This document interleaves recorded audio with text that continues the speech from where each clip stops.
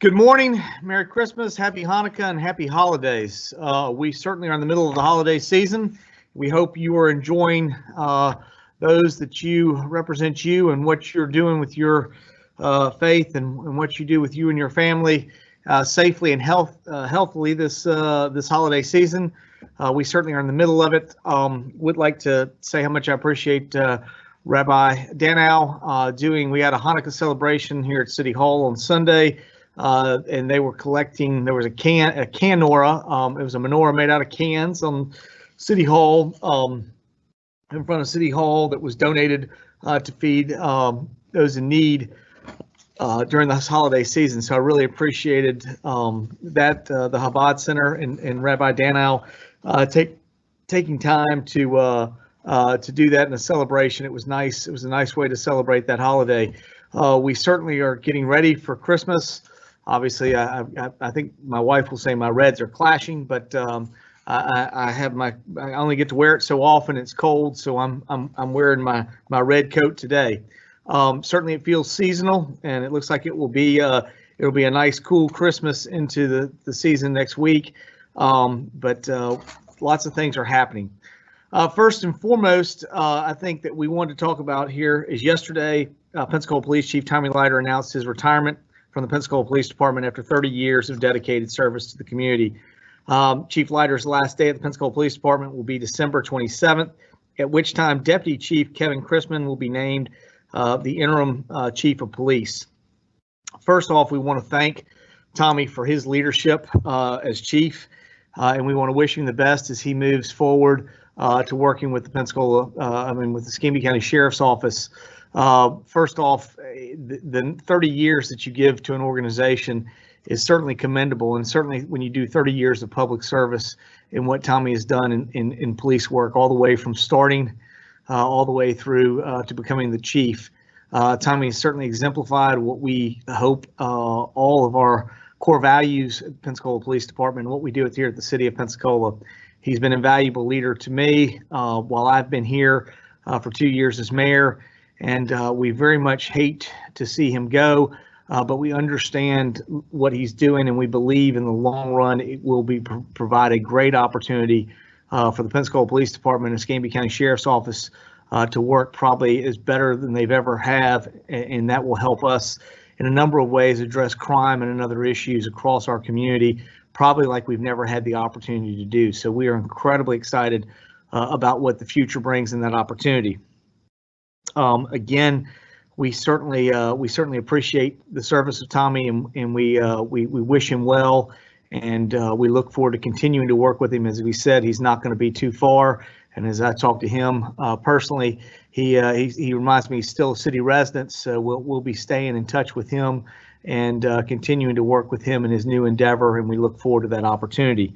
I would like to say at this particular time we will be engaging services of a search firm to conduct a nationwide search for the next police chief of the Pensacola Police Department.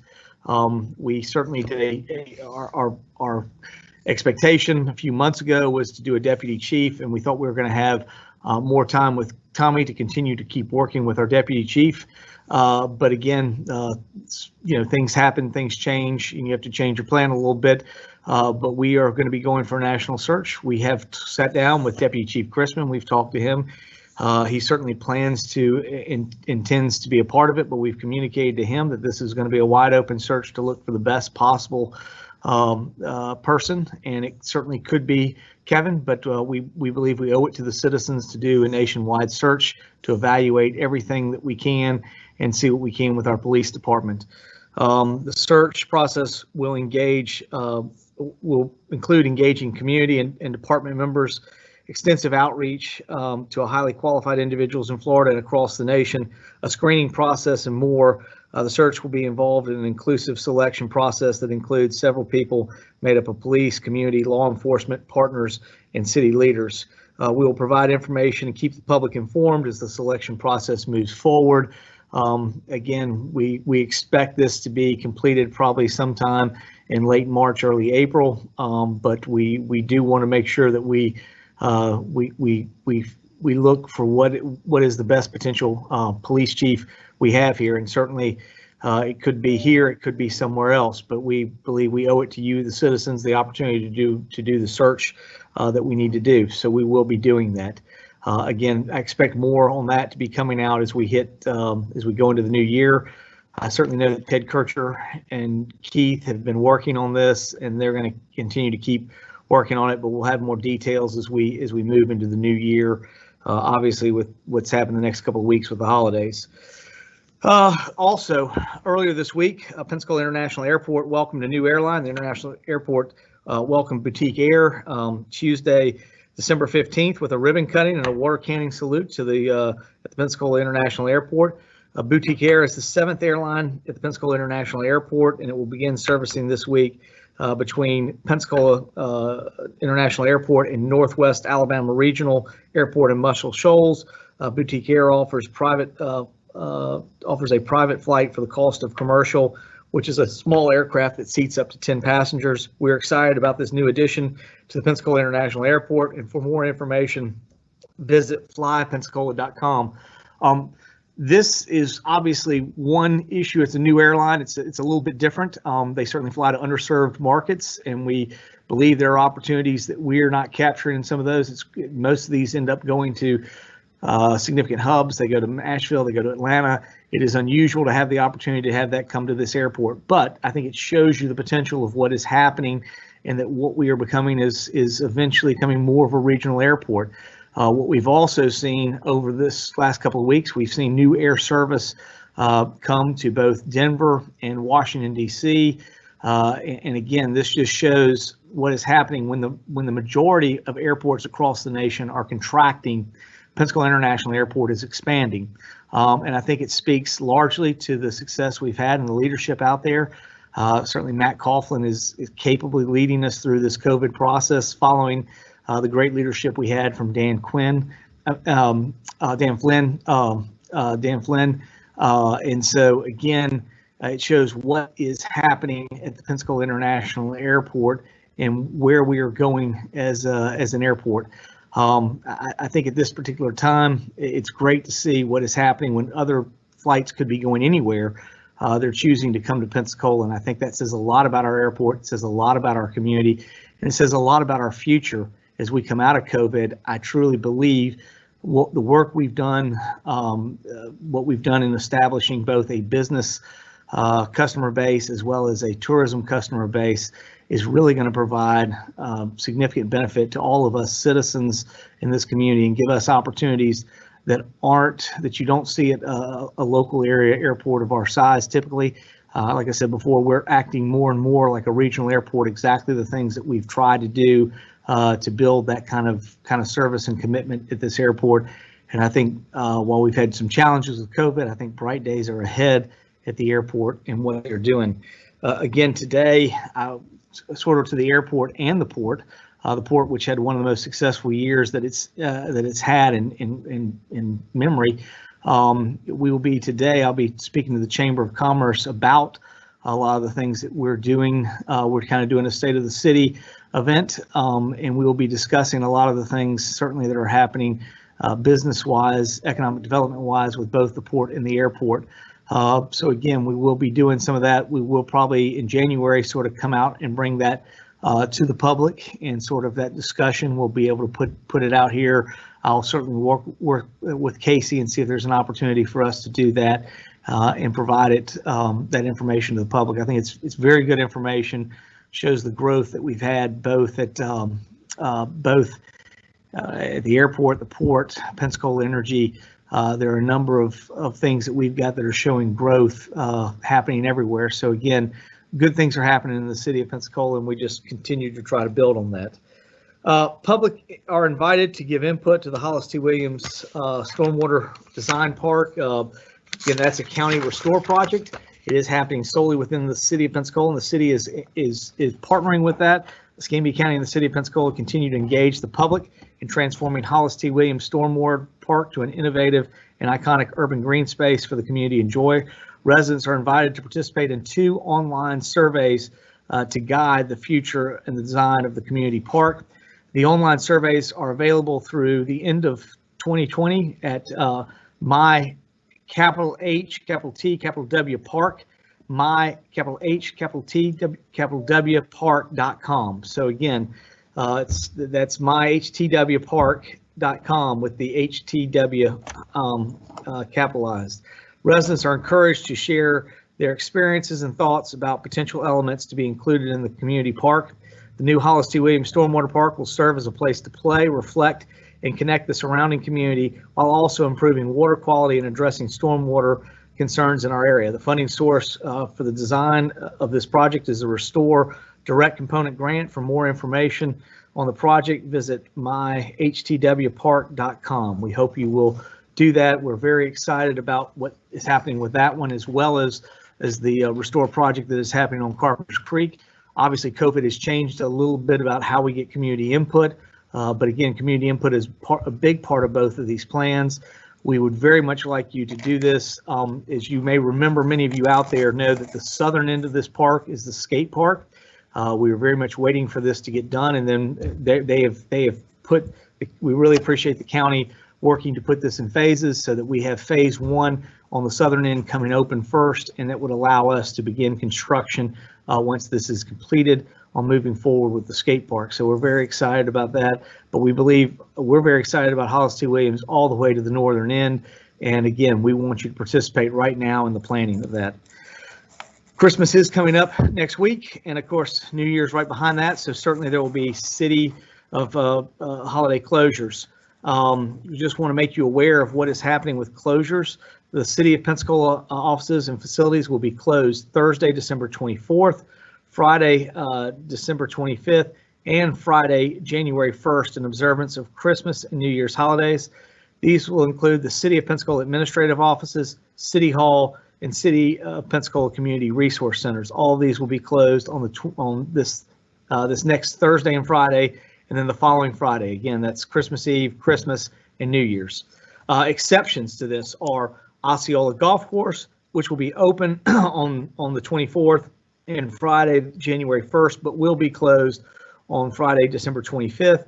And Roger Scott Tennis Center will close early on the 24th, Christmas Eve, and Thursday, December 31st. It will be closed on both the 25th and the 1st. So again, Osceola will be only closed on Christmas Day. Roger Scott will be open everything except Christmas Day and New Year's Day. City sanitation services, we're very happy that everything's on a Friday this year, because that means city sanitation will not experience any changes in schedule of garbage recycling or yard waste pickups due to the holiday. This applies to only City of Pensacola sanitation. This is if you have a black garbage can and a tan recycle can. Again, you will not have any issues. If you Monday, Tuesday, Wednesday, Thursday, we'll pick up Monday, Tuesday, Wednesday, Thursday the following. So if you're a Thursday pickup, myself, I'm a Thursday pickup in Cordova Park, you will have your pickup on Christmas Eve, and you will have a pickup on New Year's Eve. So please be ready for those. So that will be good. Lastly, COVID-19, there are now 17,146 positive residence cases. But again, the most important thing is to realize our positivity rates, which we've seen an increase. Unfortunately, December 15th, we had a 16.75% positivity. That was followed on, on the 14th, we had 12.11. The 13th was 12.06, and the 12th was 8.36. Hospitalizations again continue to stay in that 140 range. We ended the week yesterday that we posted. You'll see we had 145.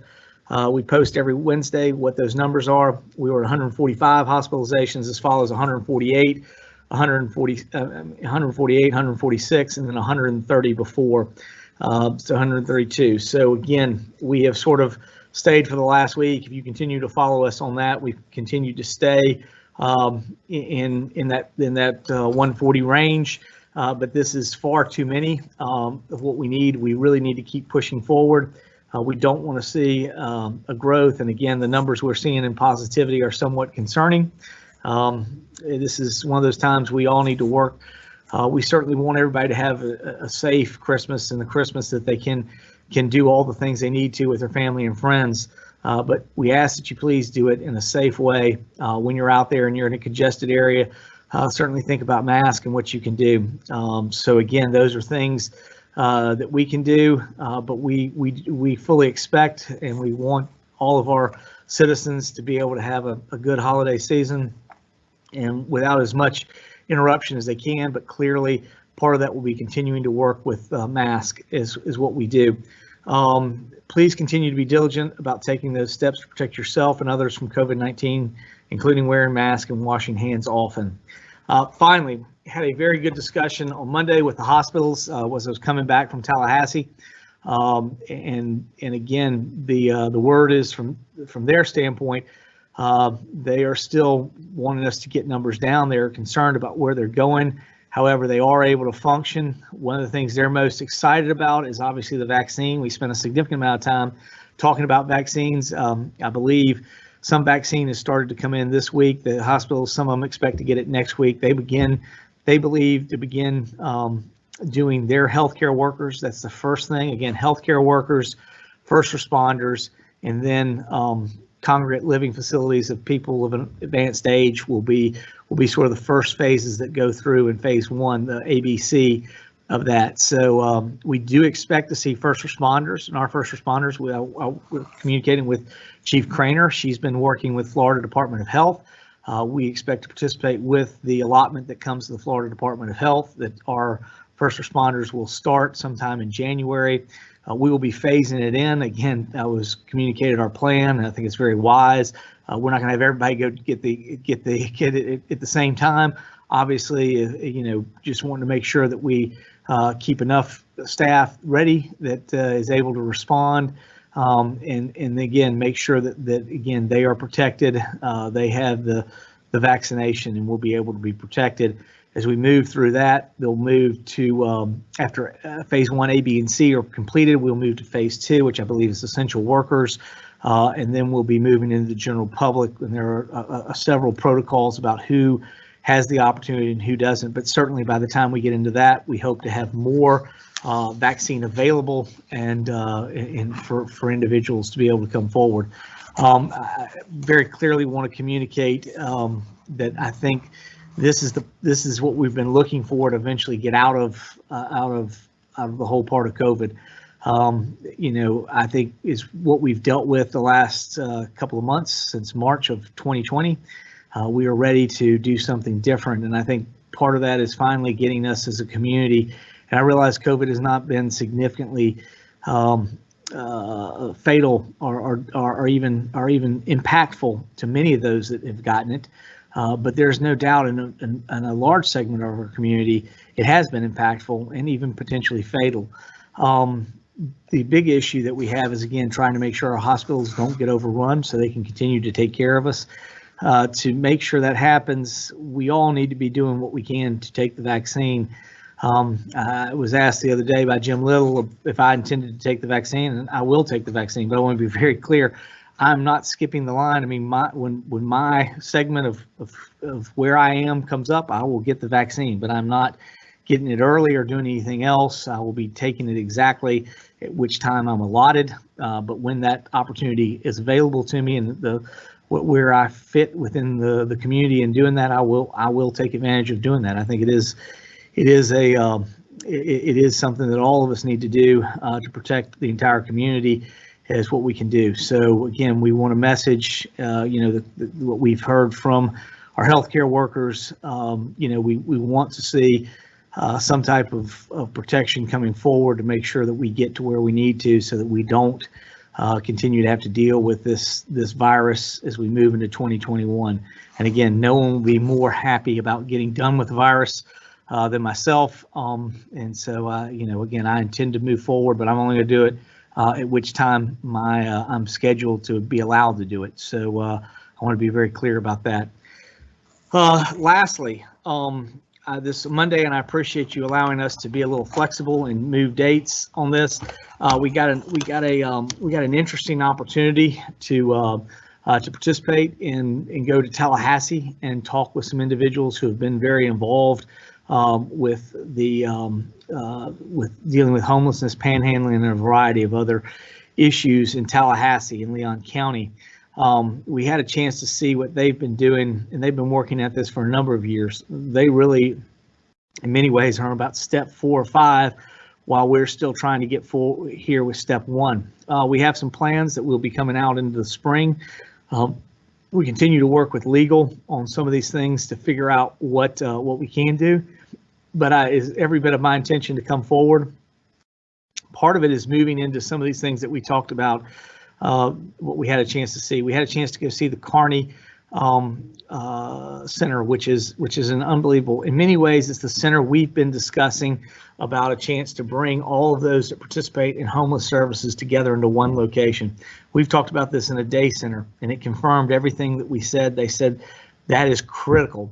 They did have bed space and shelter space, but I will tell you that shelter space and bed space has not been utilized since COVID. So again, the traditional ways that we've dealt with homelessness and dealing with shelters, none of that's been happening anywhere related to COVID, but they did have a facility that had that.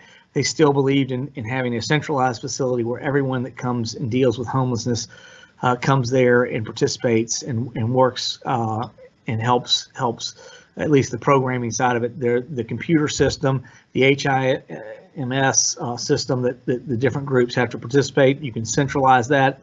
They confirmed so many things that we thought as they went through there. It was very interesting. Again, some of the things they also confirm are you need to be taking those ways to help deal with your homelessness, but part of it also is addressing panhandling and stopping panhandling. It's not productive. Giving to panhandlers is not productive. What you need to be doing is giving to organizations that ultimately do the work, like the Kearney Center, and we would love to have something like that in this community. They're very fortunate in Tallahassee. They have a very wealthy individual, Mr. Rick Kearney, who is really taken this on. We had a chance to sit down with him and spend about an hour with him talking. That was phase 1, was the Kearney Center. Phase 2, they bought a couple of hotels that really deal with transition space, and because the right now the dormitories are closed, they are moving all their people into these hotel spaces because of COVID. That's sort of their phase 2. And then phase 3 was incredibly interesting. We went and saw and visited the dwellings, and that's where we had a chance to sit down with Mr. Kearney and a couple of people that he has. They are a private group. They have participation with the city of Tallahassee is a small participant. Their major participant is Leon County. Leon County has a very strong participation with them, but it's again run privately. The dwellings is basically about 133 unit tiny home village. It is their way of moving through homelessness and providing those services. There's programming there to help people get started. There are all kind of other services that are there. They have a garden, they had a laundry, they had a community shop. The community shop was a little bit down, but they had programming, which they also was down because of COVID, but they did still have their greenhouse going. They did still have their public garden that they're able to grow their own vegetables. It was incredibly impressive to see. And again, this is a position. These are smaller, tiny homes that have a centralized area together. If you look at it, it looked like out of Grayton Beach. I mean, Mr. Kearney does an amazing job of quality building for those projects. I mean, he talked to us about even down to the things he doesn't do drywall. There's another thing that he does that's I forget what it was. It was a board that doesn't have allow for the water to soak in. It's a little bit more expensive, but again, he builds an incredible quality product that looks to house people as they move through and transition, and eventual hoping that those individuals will move on to their own house once they have stabilized, have a job, have opportunity, and other things. So it was incredible to see their 3-phase approach of how they deal with this. I think some of those things are things that we could be on our way doing.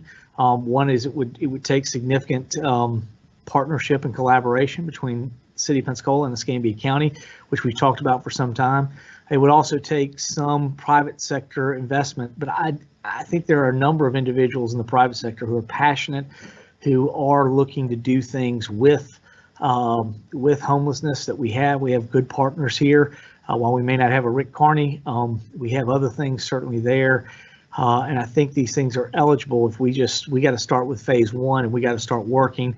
And I walked away with that with a lot of things that we're sort of doing, and also made some changes to what we wanted to do coming forward with some of our solutions with homelessness. So it was a great visit for me. I really enjoyed meeting Rick.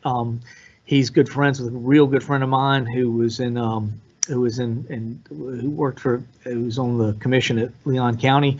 So they were good friends. So it gave us a chance to communicate. It's just impressive to see what they've done and the way they've been able to invest in helping their problem.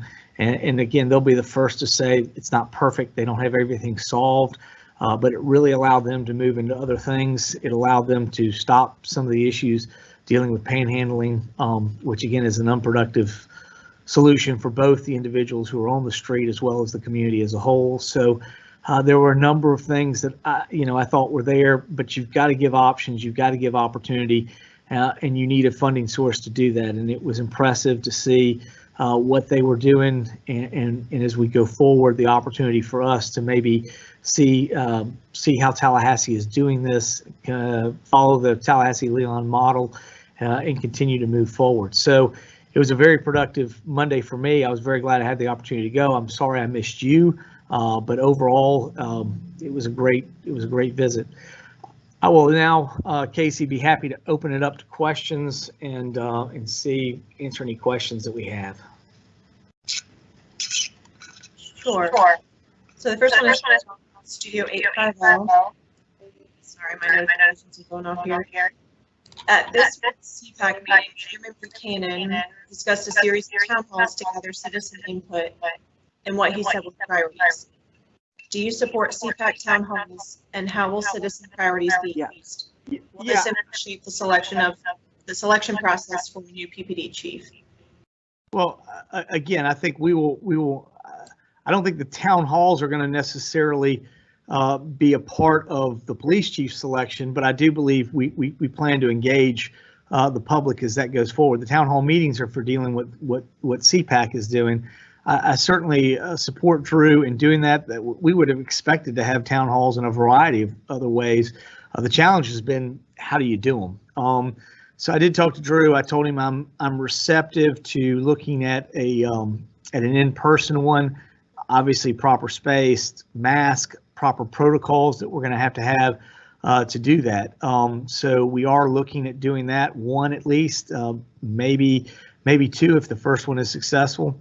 What I really pushed Drew to, and I think what we can do, is to do a virtual town hall and do a couple of those. Every week I have the opportunity to participate in our Rotary Club on Zoom. I mean, there's no reason we can't do that with probably 60, 70 people involved. That's really very low impact in price as far as what we have to do to set it up. And again, very little impact on COVID if everybody's there. So I did talk to Drew. I would like to encourage us to do some virtual town halls, but I told him I was receptive to a in-person town hall, and if that's successful and we can see that we were successful in not creating a breeding ground for the spread, we might look at a second one. So absolutely, community input is a part of it, but that is community impact for CPAC. It's not community. It's not going to be the same thing as the police chief. We will be doing that. But that will come out as we go further and we have the chance to work with Ted and Keith. And I think they're going to have more protocols and guidelines for what that entails as we get into the new year. And I'm sorry about the echo. Hopefully it will go away. It usually does on its own. This is from Andrew McKay at News Radio. Why are we conducting a national search at significant cost when we already did such a search to find Chief Chrisman? The whole point of that search was to find Tommy's replacement. Well, that's not totally true. The purpose of that was to find a deputy chief that was going to have some time to mature into the process. When we made that search, Andrew, and I don't know if you were here. I know you get on right after your show at 9. I don't know if you were here when we started. That process, when we went through it, It was clearly intended that Tommy communicated to us that he expected he still had at least 2+ years to go through the drop program, and he intended to complete that out. That was very much a part of where we are. We're barely 6 months into that, and now we're finding ourselves moving forward. Now, with that in mind, I think I've talked to Deputy Chief Chrisman. I expect him to fully apply. I mean, he is very talented. He's had some time, and obviously he will be the interim chief for a number of months. So I mean, he's certainly welcome to apply and be there. And if he's the top candidate, then he'll be the person that moves forward. I mean, we want to evaluate everyone, and we're not going to exclude anybody because they're outside the area. We're not going to exclude people because they're inside the area. Our hope and expectation is that we find the best possible candidate for police chief, and we move forward. I mean, talking with Tommy said, listen, police chiefs typically roll over every 3 years, and so again, our expectation was to have somebody that would be groomed, that would be able to take over. We didn't get to the full 3 years. That's what's precipitated the need for us to take this action. And I'll be the first to say I'm incredibly impressed by Deputy Chief Chrisman. He didn't necessarily bat an eye one way or the other. He expects to compete. He expects that he has the ability to do it, and so I mean, from that standpoint, he's never complained about having to go through a process. So I think he understands our position is to get the best possible person in there. And he believes he fully has the capacity to compete. So again, we will evaluate. We're going to evaluate with everything across what we have, and we want a good search that's not looking at a deputy chief. I think there are probably some people we didn't capture that would be interested in looking at the chief position that may not have applied to us for the deputy chief position. So I think we need to open ourselves up and at least look and see what's out there. I think we owe that to the citizens. We owe them a process to be able to say whoever we choose at that point was competitive amongst everybody that we had. And I think if we do that, we've done that for every single position. I don't have my chart here. I gave that to you guys in the press conference. Every single position we've hired since we've been here, we've done this process. Sometimes it has produced people who are already here at the city. Sometimes it's produced people that are already here locally, and sometimes it's produced people that have come in from outside the area. All of them have made us a better community and a better organization. So I don't think police chief's any different, and I think we need to do that. And I think we need to be able to look at the citizens in the eye and say, hey, whoever we choose as the police chief, we went and we looked the entire country over, and this is the best possible person that we need, and they're going to get us to where we want to do and take care of our mission. All right, I'm going to skip over one question because we do have a lot of questions about the police chief process. So I'm just going to ask all of those together, or keep those together, I guess. This is from Amanda at WAR. Has the selection committee been formed yet? Are there any names you can share? No. I mean, we will have the selection committee will be done like every other city selection committee. It will be city. The people here at the city will be the selection. However, we will be taking input from across the community.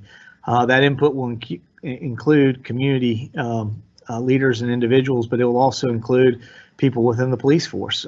So again, from that standpoint, we hope to have people that will provide input. The selection, just like all selections, will be city individuals. I haven't had a chance to talk to Ted. I don't know who's going to be a part of that selection. I got to believe that Keith and Ted probably, because of the high profile, would be involved in the selection process. But I cannot. I mean, I don't have those names right now. But I can assure you, it's going to be high profile city leadership because of the general police chief position. But again, that'll be really between Ted and Keith as they come forward with those individuals. But we do expect to reach out to the community to get input, and we also will be looking to get those individuals. And like I said before, I think you're going to have that happen as we get into January. We don't expect this search process to be completed until late March or early April. So, we understand. I mean, now is Now's like the worst time to try to get started on anything for the next 2 weeks. So we're trying to be very clear with you, the communication. Don't expect to see anything until we get outside the holidays. And this is also from Amanda. Do you anticipate a lot of local candidates for PPD chief? I mean, my expectation is people who we want to go out there and get applications from as many good people as possible. Certainly could be local, could be statewide, could be national wide. I mean, we want to look at it. Obviously, they're going to have to fit our community. That'll be the selection process that we move through. But again, at the end of the day, we want as many good people to apply as all over. That's the whole reason we're doing it. And again, we've done this for every search process. Those of you in the media, I've sat down with you and I couldn't be more confident with the team we have. And if you look at our directors, I put our directors up against anybody. Again, we have people that we got here locally. We got people who are actually working at the city, and we have people that we brought in from outside the area. It's a real good team that has a good mesh of those things. And so I'm not going to exclude anybody from being a part of this process.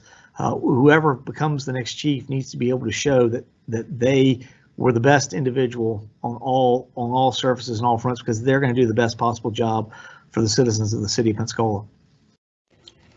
This is from Amanda. Also, will the Citizens Advisory Committee be involved in selecting a new PPD chief? I mean, again, we will be taking input from the community, so I can't believe their community people, they're involved in that. So I believe if they want to provide input, they're more than welcome to provide input. We will take input from all citizens, not just those on the CPAC. So I want to be very clear that we will take input from everybody, and our goal is to get input from all people. But certainly the Citizens Police Advisory Committee is there. If they want to provide input into that, they're more than welcome to. But so is every single citizen. Just because you're not on the CPAC doesn't mean we're not going to listen to you. So I don't want somehow people to walk away from this thinking, well, I'm not on the CPAC, so I won't get to do stuff. If you're not on the CPAC, don't worry about it. You're still going to have the ability to provide, information and input. And again, we're going to go and include everybody. We said that was our goal. And this is from Andrew McKay. Your comment about maturity and wanting more time seems to imply you think Chrisman might not be ready yet. Is that your opinion? It's not my opinion at all. I told Kevin that I expected him to apply. What we went through what we went through in last spring and the summer was a search to find somebody who was going to be a deputy chief. We didn't search for a chief. We expected that to happen. We had a plan. We thought we were going through with the plan. Obviously, the plan changed. It was not the city that changed. But the city has to be able to roll with things. We're not going to. The expectation of what we had and what was going on was one thing. Things changed. This is what happens in public sector government. You don't expect to have a hurricane. Sally hits. You got to be prepared. You don't expect to have a pandemic. You got to roll with it. You don't expect when you talk with somebody and they tell you this is what they're going to do, and then they change their mind. You don't expect that. But at the same time, we understand. We understand why Tommy has made the decision he's made. We do believe ultimately, while it may cause some challenges to us and a change of a plan for the next 3 months, we believe the long-term capability and relationship opportunity with Chief Leiter being now at the Escambia County Sheriff's Office really creates an opportunity that we've never had before. It really creates an opportunity for the Pensacola Police Department and the Escambia County Sheriff's Department to work in a way they've never had before and to create a very strong relationship. Again, as we went through this campaign, we were very clear for Sheriff. We were in a great position at the City of Pensacola. We felt like no matter who the choice was, it was going to be two individuals who had formerly been the police chief of the City of Pensacola Police Department, and now they've hired another chief. So again, from our standpoint, we believe this creates a very good working relationship and an opportunity for us to work in a way that we have not had for the last 12 years and certainly have not had even probably before then. So we're very excited about the opportunities that are provided by this. Did they cause some angst and change of plans for us in the immediate future? Absolutely they did. But we roll with it and we move forward. I believe Captain Chrisman, our Deputy Chief Chrisman, has every ability and right to apply, and he'll be stacked up against everyone else. And I will tell you this much, at least I can tell you from says a little bit about who he is. He's not afraid. He is not afraid of competing at all for this position, and I think that says a lot about him. I think it says a lot about the department. But again, when you look at who we've done, we have in this leadership team we have replaced people from within here at the City of Pensacola. We've brought people in from other places locally, and we've brought people from outside the area in. But we have made a great team here by doing those things and having the same process that we follow the same exact way. The selection process, I don't see deviating one way or the other. We will perhaps take a little bit more citizen input on this because of the high level nature of the job. But again, from that standpoint, the selection process will stay the same. I think we will take more citizen input in this process, and you don't have to be on a CPAC. You don't have to be on anything. You have the ability to communicate and get your opinion in. We're not just limited it to those individuals. If you want to get information in of things that you think, please give us that information. We want to engage the entire public, and that also includes the Pensacola Police Department. We went yesterday to the Pensacola Police Department and we told them they're going to be a part of this process as well. So our goal is to get as much information as we can, make the best decision we can, and when we come to you in probably late March, early April, we're going to be able to tell you this individual, we looked high and low all over, and we've been able to find the right individual who's going to be able to lead us forward. This is from Jim at the News Journal. Were you surprised by Chief Leiter's decision to leave the city?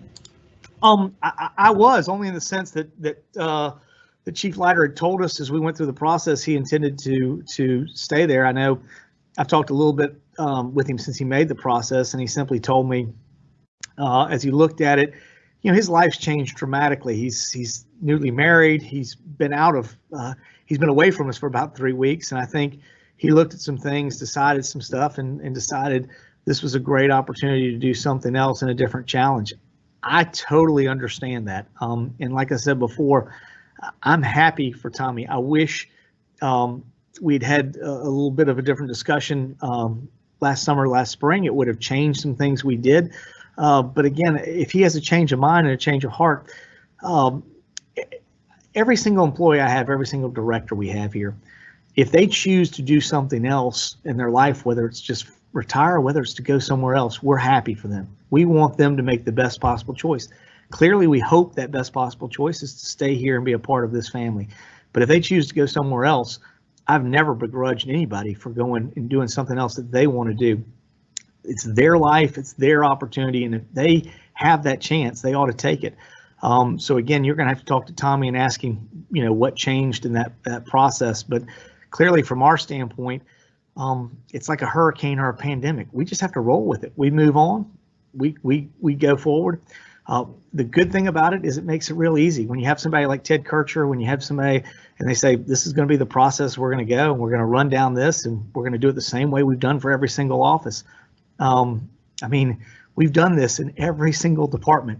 If we were doing something different, I would expect you to be all over us and saying, why are you doing something different? It's a position that you do every single thing. But the fact that we're doing it just like we handled every single position, we're going to keep moving forward. And I really appreciate having strong leadership down in HR. Certainly Keith and what we've done, the team has moved in this direction, and we've gone, and it may not have been what we were expecting, but we're happy for Tommy. We understand why.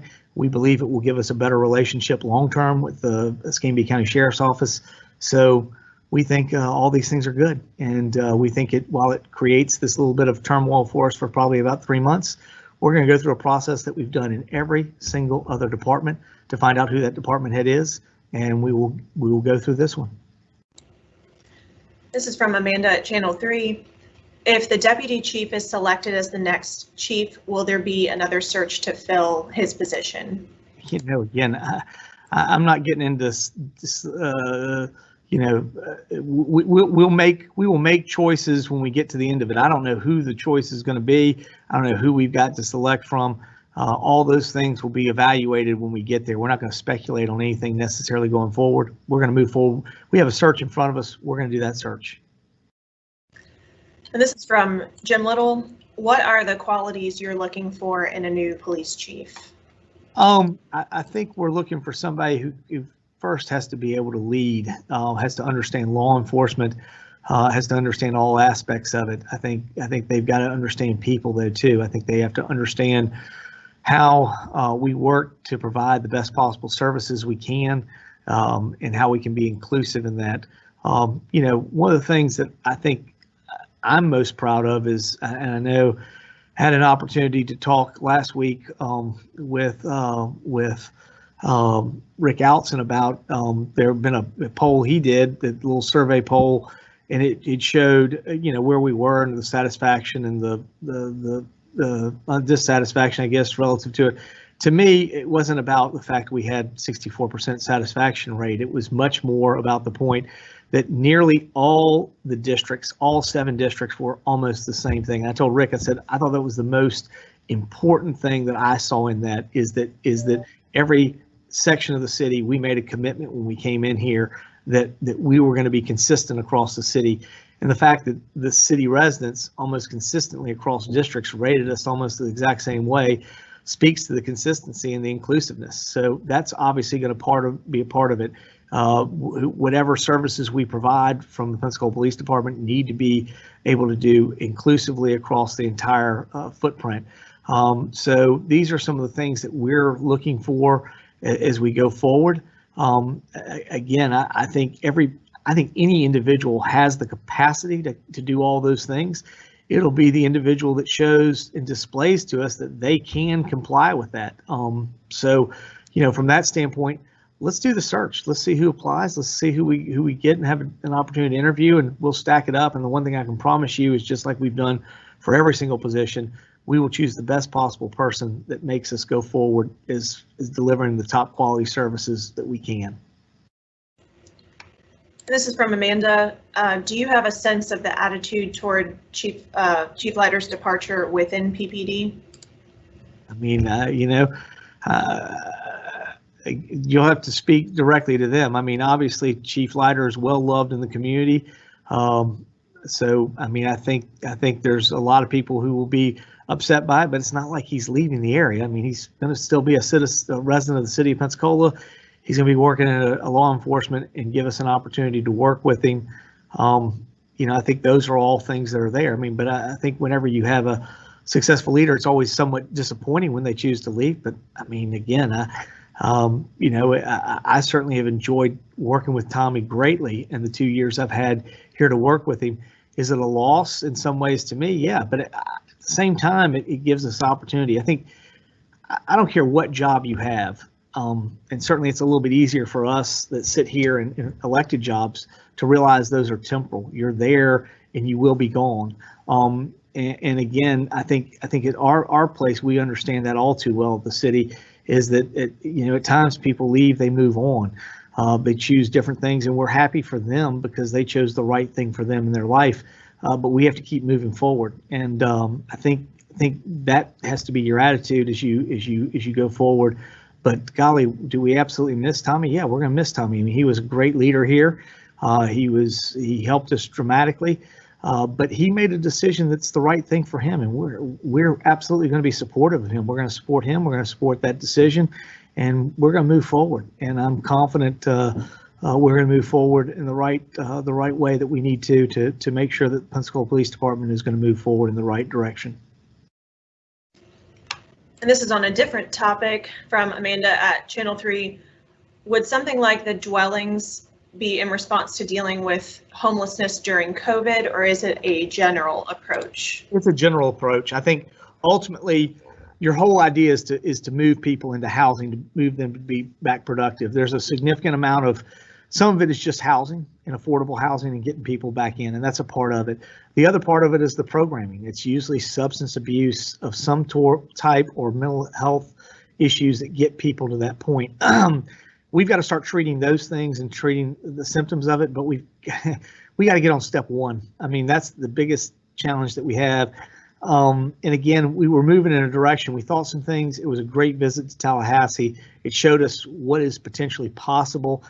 By no means they were the first people to say we haven't been perfect, but we have improved significantly the impact is what's happening. Let me explain to you one of the reasons why Leon County is such a big player and what was explained to us by Rick. In many ways, both your mental health and your substance abusers, where do they end up? What ultimately ends up happening with them more often than not? They end up in your county jail. They end up costing you money there. So what Leon County is saying dramatically is we can reduce numbers in our jail. We can reduce the expenses of what we do, and we can better treat the individuals who are actually doing it. The worst place to put them is necessarily the jail. It doesn't make it productive in any way for them. But this is an opportunity to be a better alternative. I say it all the time on many of these things. We can't arrest our way out of these situations. What we've got to do is figure out some type of long-term solution. But at the same time, we're gonna continue to keep enforcing the laws that we have here. I mean, we've got to do that. One of the other big things that came through was you've got to figure out how to break the unproductive cycle of panhandling, because panhandling doesn't help the individual who's out there panhandling. It might make you feel temporarily good that you gave to somebody, but overall, what we need you to do is to give to the organizations. If you could give to an organization like Carney's organization or other organizations that are here that deal with homelessness, we're able to help so many more individuals get themselves out. What we need to do is find an ability to stabilize them in a home situation, to get them the services they need in dealing with either substance abuse, addiction, or mental health, and then allow them to come back and be productive members of our society and reintroduced either to a rental tiny home or eventually their own home ownership or something else. If that's what we do, we are solving the problem in a much better way. We're keeping people out of the jail, and we're being much more productive in what we do. We would love to keep people housed in traditional housing. And again, I think the none of what Tallahassee is doing is the result of COVID. The only thing that COVID is affecting is the shelter. But I mean, it's just part of the process. But that's why, I mean, we sit here on the cusp of hopefully solving COVID and dealing with the vaccine. And one of the reasons why I think the vaccine is so important to make sure that we do as a community. The other part is that I cannot keep stressing enough. I mean, I think you look at the airport, you look at other things. Where is the city of Pensacola going to be when we come out of COVID? And we are going to be in an incredibly fortunate position from an economic standpoint for all of us to benefit in the city of Pensacola. We have that. We sit at the cusp of those opportunities. I've been preaching that since last March. If we just get through COVID, and I think what you're seeing at the airport when you see new things coming, new services come in, when you see all these things happening, the opportunities we have once we get through COVID are unlimited. This is why we want to invest in workforce development and what we can do to create economic opportunity for our citizens, because it is there. It's there like it's never been there before. I keep communicating this. Look in so many ways as to where we are coming out of this. Look at where other communities are across the nation. Many of these communities who have been shut down for months, left their businesses, a variety of other things. They are in a world of hurt, and that's just not happening here in Pensacola. That's very deliberate. We deliberately chose certain ways to deal with things. I think for the most part we've handled it. Obviously, probably the biggest, I guess the biggest debate and discussion we've had is related to masks. I think masks are essential in helping us continue to keep open if we're going to do that. And again, different leaders have chosen different solutions. What we've never indicated that we said we wanted to close. What we said we want to do is we want to stay open. We want you to wear a mask. I think it's the more effective way. I think when you look at this and you measure what comes out of it years to come, you're going to say we made the right decision. I'm not saying we made perfect decisions, but I am saying I think on this one we chose the right position to place Pensacola so that it is ready to come forward when we get through COVID. This is from Amanda at Channel 3. Are there any special efforts to make vaccines available to the homeless community? Oh, again, I don't know what's going to happen with that. But those would be probably in a priority much further down the line. Again, your first priorities are healthcare workers, first responders, and the individuals who are living in congregate health facilities that are elderly. After that, you get essential personnel that are important because of the jobs they do and the fact that they're essential. And the third, then, as we move forward, will be dealing with age. Now, I mean, homeless don't fall into any of those original categories until we finally get to probably age. So again, I don't know that there's any necessary, what's looking until we get to those points. And again, be very clear that probably the mayor of the city of Pensacola doesn't fit into those categories either.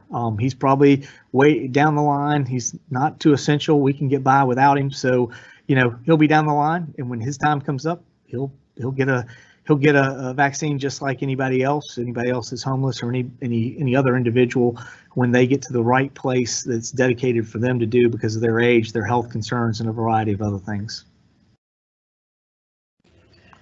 All right, and we don't have any other questions. Well, thank you very much. I appreciate it. For most of you, I think we do intend, Casey, to have one Monday, don't we? A press conference. I'll be here if you are. Okay. So I thought we expect to have one next week, so we'll see you then. We won't. I guess some of you, if we don't see, Merry Christmas, Happy New Year. We will not be here the week between Christmas and New Year's. I believe that is the 28th. I believe is that Monday. We will not have a press conference on December 28th. We will have one on the 21st. But otherwise, I hope all of you out there have a very safe and healthy holiday season, a Merry Christmas and a Happy New Year, and a Happy Hanukkah.